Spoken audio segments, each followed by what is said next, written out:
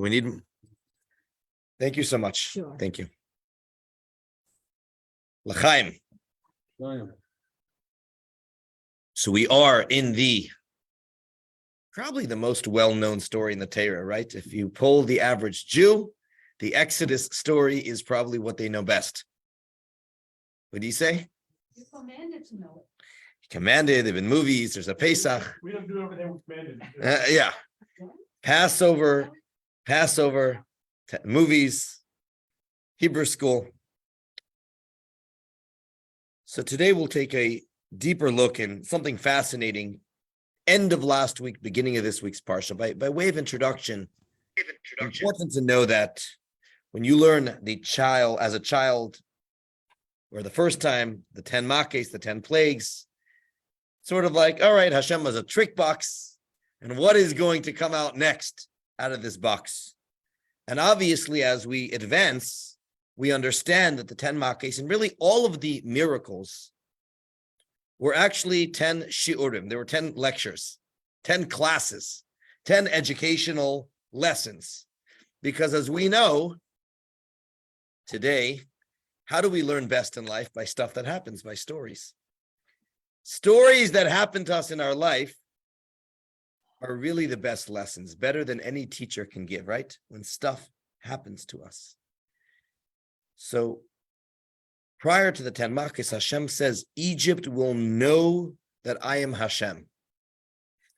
So the 10 Makos were a lesson to Egypt. They were a lesson to the Jewish people, and they were a lesson to the world in understanding what Hashem is.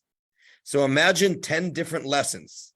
We have a JLI course of 10 weeks, except it's 10 Makos, 10 months. Each is 1 week. Instead of a weekly class, it's a class for a week every single month. And the lessons aren't all that pleasant. They are not all that pleasant. True. They're not all that pleasant, but I want us to shift our mind from a trick box and a bunch of things to these are lessons, ideas that the world, Egyptians, and yes, even the Jewish people had to understand. And certainly that would begin with the first one, which we will analyze today, which is the plague of Dam, the plague of blood. Now, blood. Now, if I were to ask, when is the first time we were told that there's going to be blood? It is actually not, even though the plague actually appears in this week's Parsha. Let's take a step back, a little context. When were we first told about the possibility of a plague of blood? It was last week. So I want everyone to open up their Chumash. Yes. I'm good. I'm fine. Thank you so much. Okay. I didn't know. I want everyone. So it's in the end of last week's Torah portion. Thank you so much. And this takes place while Moshe was shepherding the flock of Yisro. And we're on page 305. On 305, Moshe has an entire week at Mount Chorev, otherwise known as the mountain of Hashem, otherwise known as Har Sinai, for what will happen later in life. And it took an entire week of Hashem arguing, debating with Moshe, until Moshe finally acquiesced and agreed to take the Jewish people out of Egypt. And we see over there Moshe giving numerous reasons why he did not want the job. In short, what were his 3 reasons? One is, who am I? Who am I? Both because I'm not qualified, B, is I'm not a speaker. But one reason was, I don't want this. I'm happy without this. Some people need it. I don't need it. I'm very happy being a shepherd. Go find Korah. Yeah, exactly. Go find the people that want to be machers. I don't want to be a macher, which ironically is why Hashem said, that's why I want you. Anyone that needs the job is not always the best qualified. Very different than today. Within 6 months or now, we'll already have to be dealing with people who will tell us why they are the best equipped to lead. And for a year and a half, they'll tell us why they are the best people.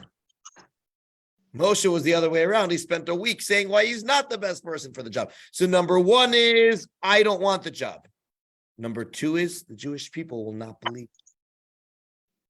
Heim lo yaminu bi. they will not believe me. And they'll ask what my name is. There's a lot within that, but that second point is the people will not believe me. And the third is that Pare will not believe me and my message will be unsuccessful. So those three arguments are made on the mountain. I'm not qualified. I don't want the job. A, the Jewish people will not believe me. Imagine what happened today if someone were just to descend and all of a sudden give a message from Hashem. And C is Pare will not believe me. To which Hashem tries to convince Moshe of why he should have the job. And he says, let's go to verse 18 on page 305. They will heed your voice. The Jewish people will come. I want you to go and tell the people exactly what will happen. And then Hashem says, to make your job easier, I'm going to give you three signs. Page 307. Hashem asks Moshe, Ma zeh biyadecha, what is in your hand? He says it is a staff. This ends up being the famous Matei Elokim, the staff of God. But at this point, it's just Moshe's shepherd staff, I guess. Hashem says, cast it to the ground. It becomes a snake. Moshe runs away. Hashem says, grab its tail. He stretches out its tail, and becomes a staff.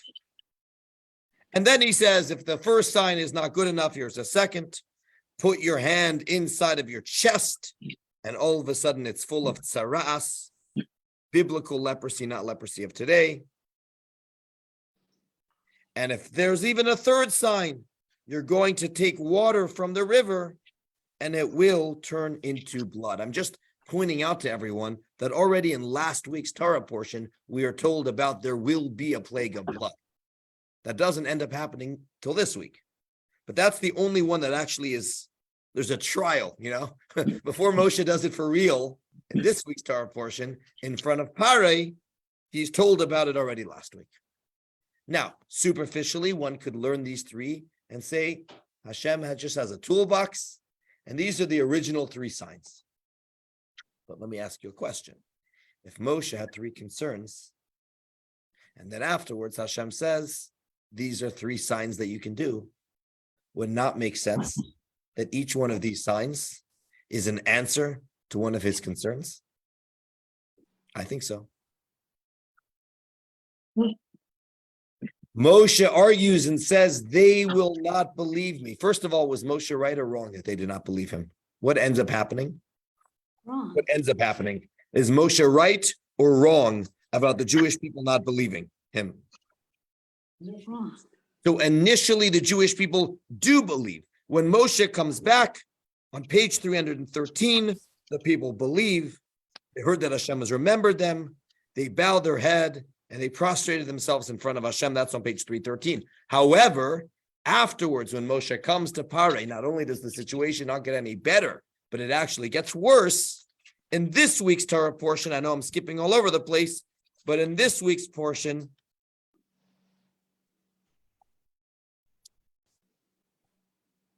we are told on page 321,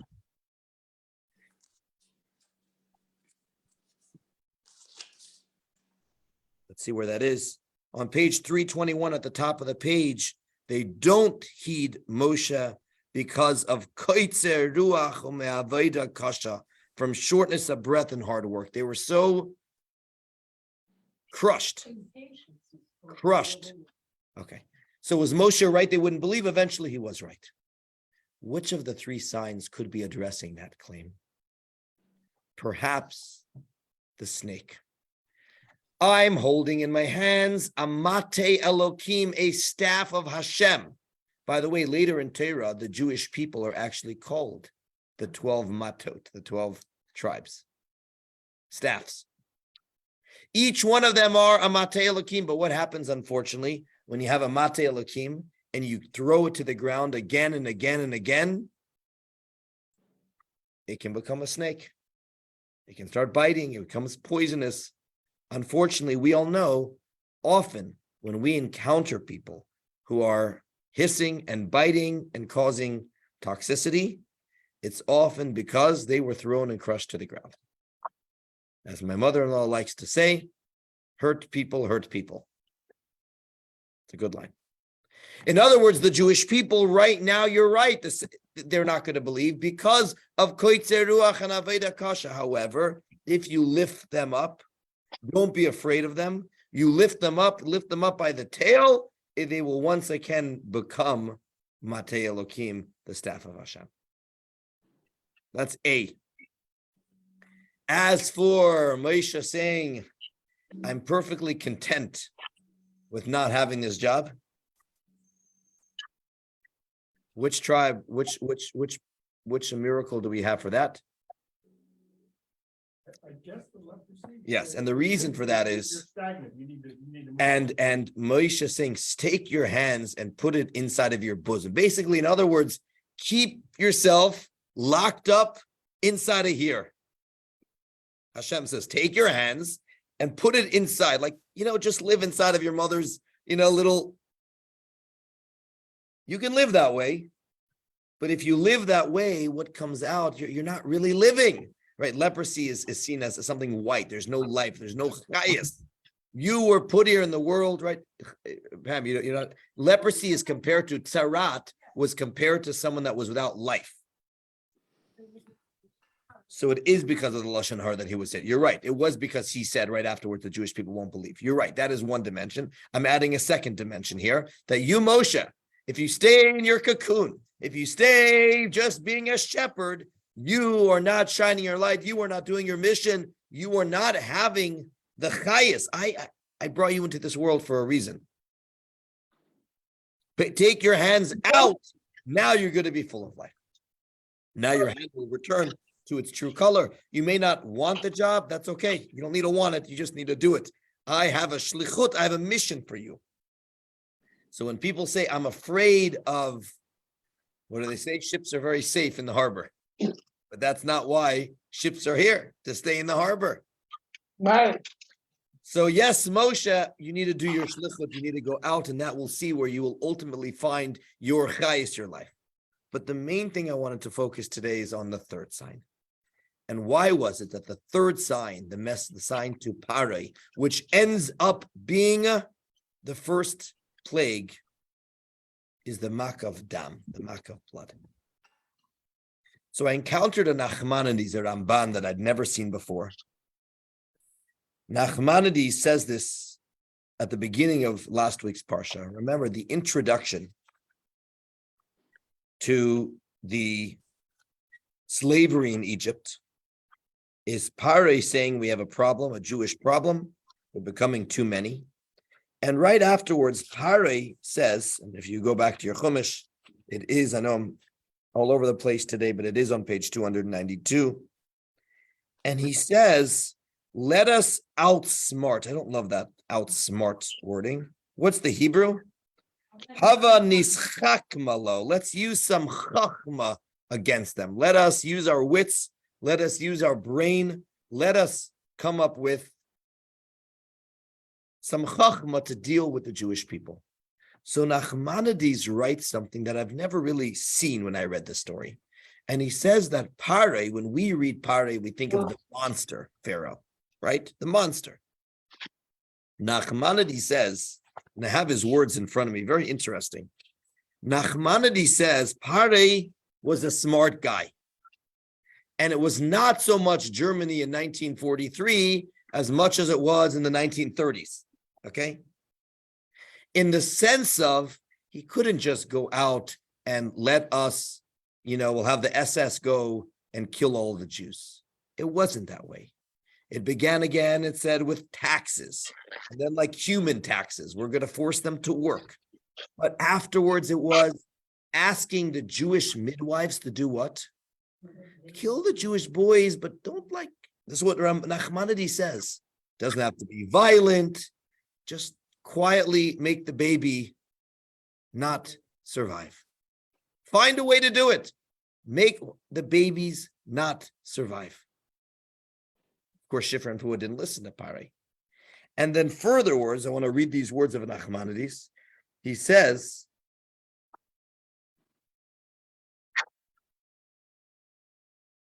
after that didn't work, he says, don't even tell the mothers what happened. Just tell the midwives to kill the babies.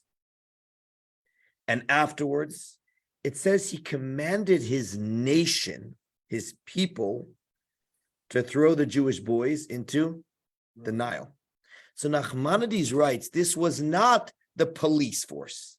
This was not, what he did is, he was smart. He called a meeting of the most rabid anti-Semites that existed inside of Egypt. And he says, this is what I want you to do. When you see a Jewish baby, kidnap it, throw it into the river, and hide the evidence. This is what Nachmanides writes. This wasn't like Paro's police force. They made a decree. No, this was done quietly. And afterwards, if the Jewish people were complaining and they would run back, Paro says, really? Such a horrible thing happened.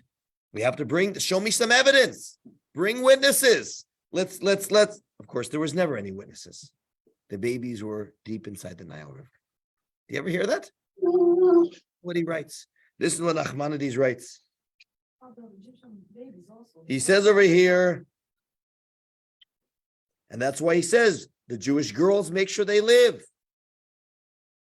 And that is also why after Moshe does come to Pare and he says, let the Jewish people go, and he's unsuccessful, the Jewish people get upset at Moshe. They say, look at you, Moshe. Because of you, Paro is now being mean to us, hating us. Well, Paro all of a sudden loved the Jewish. Paro gave the Jewish people enough hope that if they would just abide and not cause any problems, he wasn't the monster that we know he was necessarily to the Jewish people. That's why they were so upset at Moshe for rocking the boat. It's like rocking the boat. He's been this monster for the last 86 years. No, he wasn't. So what do we have over here? We have the Nile River. The Nile River on the outside was, and all of we know today, I mean, just historically, what the Nile River, first of all, is the longest river in the world. I did not know this, but the Nile River is longer than, let me get the exact wording here. I found this fascinating. Give me a moment.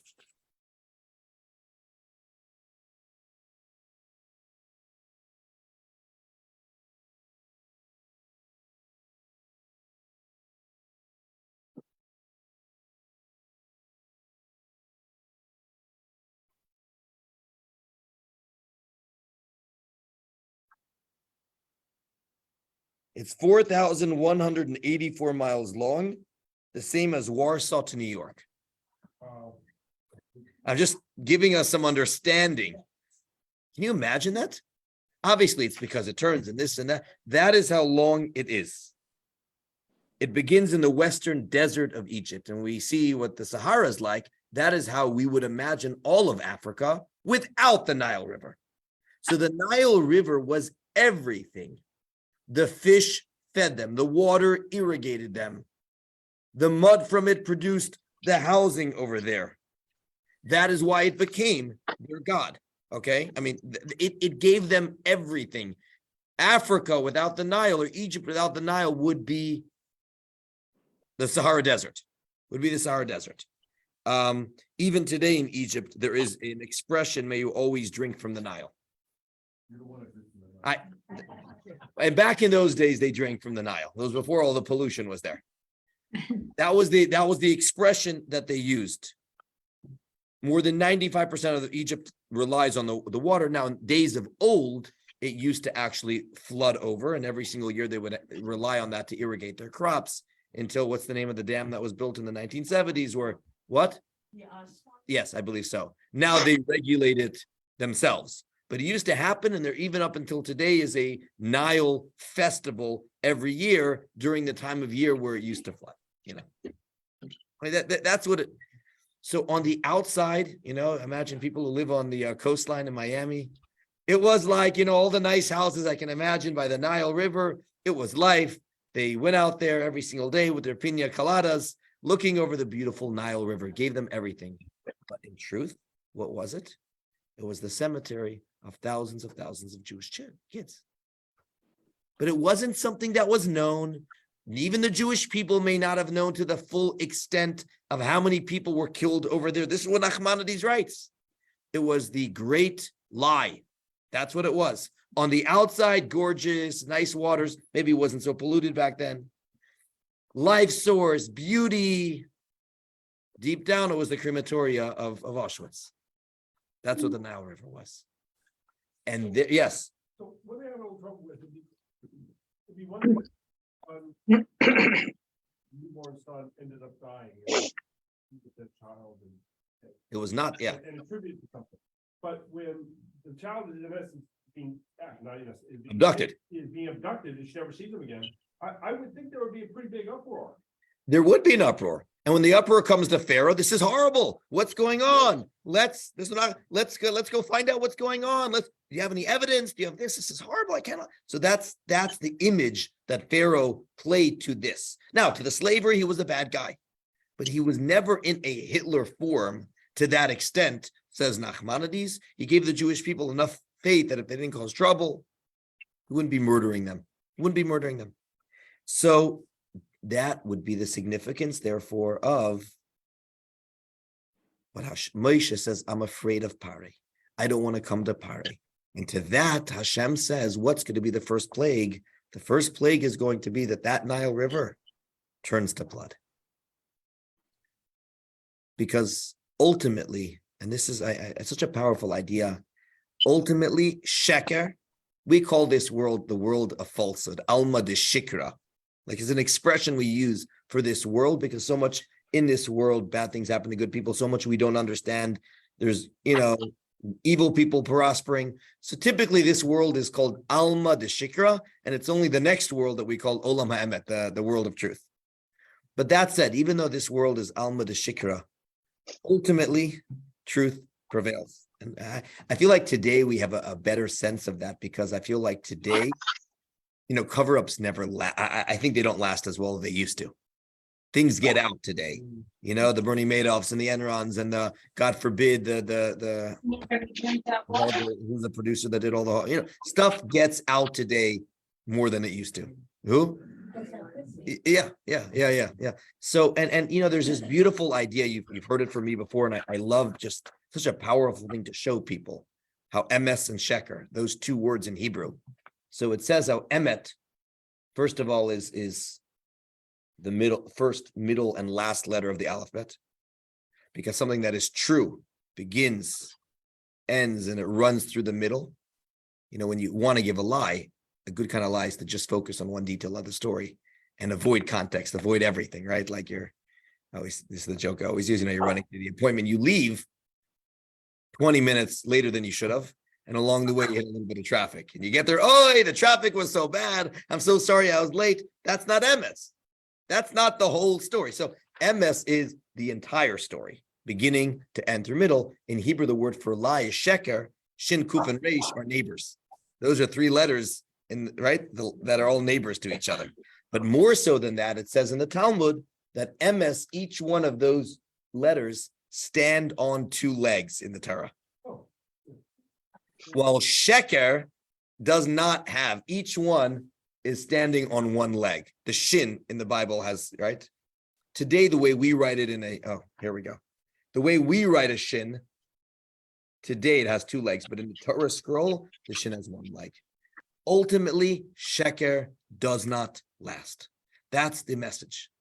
And I take some comfort in that even though this world is a world of falsehood, ultimately, that which is real is that which is true.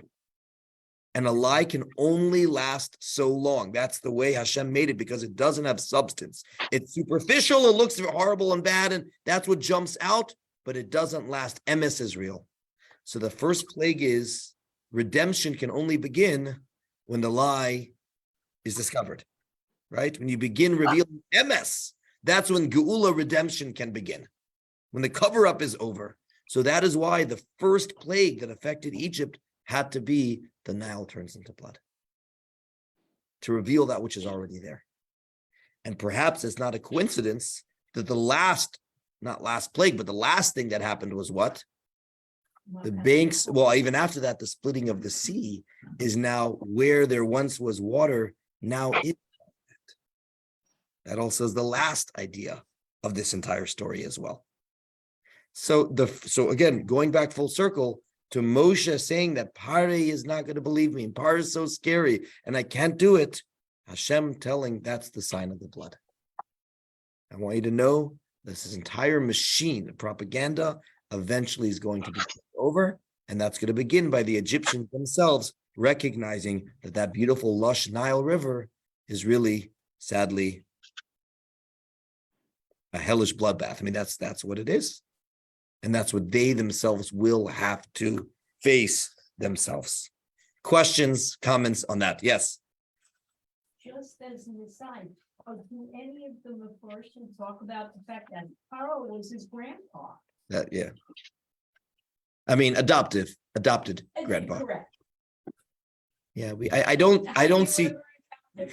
I haven't. I don't. I mean, Just out of curiosity. that would explain how Moshe is so comfortable, walking in and out of the palace Yeah. and facing Pare and knowing him best. Well, we've got like story of the fold.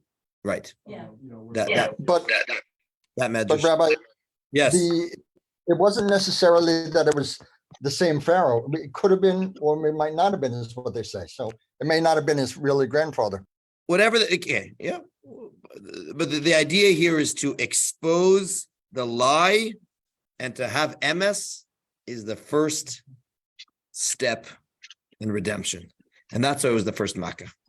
And if you think of it that way, so we have 10 makkahs, and each one is another lesson, another stage in teaching a message to the Egyptians and to teaching the Jews as well. Any other comments, questions? I'll simply just saying that ultimately sheker doesn't last.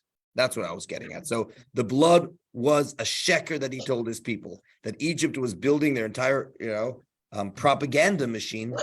But eventually that doesn't last. This beautiful Nile, eventually that people will see what it really is. And they got it returned back to them, that the Nile turned into blood. That was my point. But even today, I take comfort in the fact that ultimately MS prevails. And I think I've used this metaphor before. I think for me, it's very powerful when people ask about, is the world getting better or worse?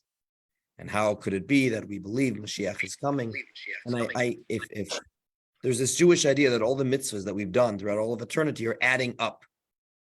It's like we're midgets on top of giant shoulders is the metaphor that's often asked. So sometimes people ask me if all the good is accumulated, then God forbid, you could also say all the evil throughout all of history is also cumulative. So the answer to that is evil is not, because it never really existed in the first place, meaning evil is a cover-up over the MS. And ultimately, evil is dealt with in the next world, meaning after a person passes away, that is when they have to have a rehab for the evil that they've done, either in this world, either in the next world, but it's not accumulative. So why then does it seem in the world evil is so much more real? Specifically because it is superficial. Because superficial, therefore it floats to the surface.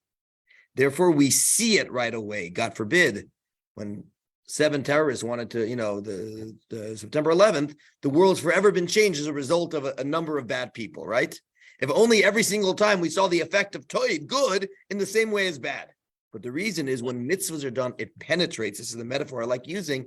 It penetrates the entire core of the world. It's transforming it truly. Bad floats to the surface, so that's why we see it more. The concept of Mashiach is that the good that's been building up throughout all of history now bubbles over. Isn't that a nice metaphor to think of? So we only have to worry about the evil of today, not the evil of previous generations, because it gets atoned for in the next world and other things. Today it's very real, and that's what we see. But that's how I got into emes and sheker. Emes is something that's true, and it permeates, it pervades the entire substance, as opposed to something that floats on top. So we live in a superficial world today, of course, right? But even within there is this element of emes. And just, again, the take-home at the beginning was a question, yes? You can still say on the MS for the expression. I'm the emes? No, on the MS. Like, I can picture my father saying, like, when he's saying something, this is really true, like, I'm not fooling with your. Really? Anyone else hear that expression, on the MS or on the emet? What remind, you know how people say like swear. on Yeah, the yeah. Um, That's like, well, now you have a deeper appreciation of that line, knowing that it's the first, middle, and last letter of the alphabet, and that each one stands on 2 feet, which ultimately that's what sheker is. When a person has a life of sheker, what are you constantly having to do? Invent more lies to back up your story, right? So you have a cover up, and then you need to cover up for the cover up, and so on and so forth. Really, most evil begins from the idea of sheker. And you're forced to continue in that direction until you can't anymore. And that's when the redemption begins, because he can't anymore. He can't cover it up anymore. But again, let's go back to the other 3 ideas I think are equally powerful, not just the last one, which is what most of the class was about, the Nile River being the great lie and exposing it for what it is. And that was the first plague. But when we see people who seem like a snake, often they need to be lifted up. And then they can go back into being a Mate Elohim. But don't judge them based on their worst days, or I'm sure all of us have had those experiences where we see someone, we don't understand what's going on, and later we understand what they were going through at that particular time. That's not, by the way, I don't mean to give people a pass that when you're going through a hard time, you can act like a snake. That's not the message here. You don't have a pass to do that. But when what did I do wrong? Oh my gosh, why they hate me? What? It's not always so complicated. They unfortunately have a lot of rough stuff going on, and they've dumped their dark garbage on you. A lot of people, if you put them up against a snake, you put it back down to the snake again. Okay, that's what happened. Yeah. So the idea is how do you lift people up? And that was that sign. That was the sign of the Jewish people not listening. I find that verse so powerful in this week's parsha, where it says, "Velo shamu al Moshe." They didn't listen to Moshe because they were exhausted, because they were crushed. In other words, deep down, they were believers. Like we see it so often where someone's literally physically exhausted, and they're not in a place right now to be able to hear news of redemption. Doesn't mean they don't believe. They're simply not in a place right now to do that. It's funny because last night I'm taking a course now for training brides and grooms, like premarital counseling, and I'm taking a year-long course, and they were joking how they often use the expression, in couples, don't go to sleep at night with any argument, right? She says, while that's true, sometimes the opposite's also true. All you have to do is go to sleep, in the sense of you're so exhausted right now, get some sleep. Sometimes people are in a negative place simply because they're exhausted. By the way, I still believe you shouldn't go to sleep without the argument, but I'm saying that that's a true idea. The lo shamul Moshe, because they were exhausted. Here, it's not just physically, it's yeah. Other questions? They were sadly not open to the message of redemption. But I think this helps us understand how there could even be Jews that didn't want to leave Egypt, because Pharaoh, at least in their eyes, wasn't the monster necessarily, the Hitler that right? That's why Jews wanted to stay in Egypt. That was in the 1930s, but you didn't have, but it's the same thing. Jews in 1930, oh, this can't be true, right? This can't possibly be true. Someone's going to put a stop to this. Correct. Once you got to the 1940s, different story. So that's why I began today that I think this is more like the 1930s than the 1940s, at least much of the time. But yeah, 100%. But about what? Here's where there's this idea of no Jew will be left behind. Yeah. So there was something that changed at Matan Torah that made us all inherently, connected. So that's the take home. Those are the 3 take homes. When you're afraid to take center stage or to do a shlichut, remember, it's always safer to stay here, but getting out is where we get our life from. When you encounter a snake, lift them up by the tail, even if that's what it takes. And when you are down on the state of the world or on the state of anything, know that that's not the real reality. Ultimately, MS, I don't know, that gives me a lot of comfort. Ultimately, MS comes through. There's only so long a lie can go on for, especially today. We'll hold it here. Yes. Encouraging. Yes, let's finish. It is. Yes, any from the online, any questions or comments? It's like an upbeat message. But isn't that neat to connect the three signs to Moshe's three arguments and complaints of not wanting to serve? I have a question, Rabbi. Sure.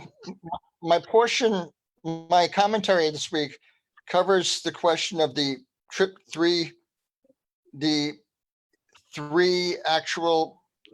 sets of three plagues. Yeah, why? Correct. Maybe we'll I- have another class on that.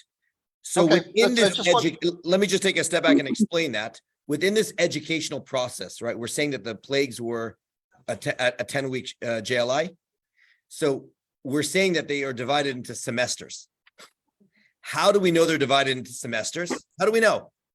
Remember at the Seder, Rabbi Yehuda says, the 10 plagues, he gives an acronym for them. What, he really needs to give an acronym for the plagues? We have saw, it's the easiest thing to remember. Why did Rabbi Yehuda find it necessary to give an acronym for the 10 plagues? And why do we have to say it at the Seder? You know what I'm talking about? After we do the 10 plagues, we dip again, right? We pour out the wine again for the 3 signs Rabbi Yehuda gives. Because the 10 plagues were 10 classes, but they were in 3 semesters. The first 3 are looped together. The next ones are, and the next ones are. So it's up to us. Maybe this is a class we can do in future weeks. What would be different in each semester's message? Because that would be Rabbi Yehuda. So what were you going to say, Mitch? But that would be the idea. They each one is a different message. Yeah, no, and I was just gonna say, if you could take a look at it and we could talk about it maybe on Saturday or whatever. Have a good week. Thank you. We'll Take probably care have a now. lunch and learn on it. These are the types of things explored better, not just like, but to really sit down and be able to analyze the words and analyze the plagues in greater length. So, all right, a good week, everyone. A week of Thank you, Rabbi. MS, a Thank week of you. lifting people up, and a week of not being afraid to do our shlichus, our mission in the world. Thank you, Rabbi. Of course.